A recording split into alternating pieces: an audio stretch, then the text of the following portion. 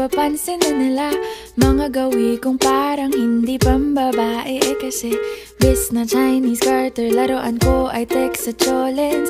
Tapos kajamin ko lagi noon mga sigang lalaki sa amin.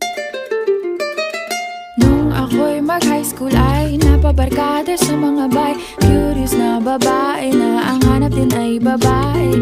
Sa halip na makeup kit, bit-bit ko ay gitara. Tapos pormahan ko lagi ay long sleeves na t-shirt at faded na lonta. Pero nung makilala kita, nagbagong bigla ang aking timpla. Natutuwa ko na magpariban at mag-ahit ng kilay at least once a month. Hindi ko alam kung anong meron ka na sa akin ay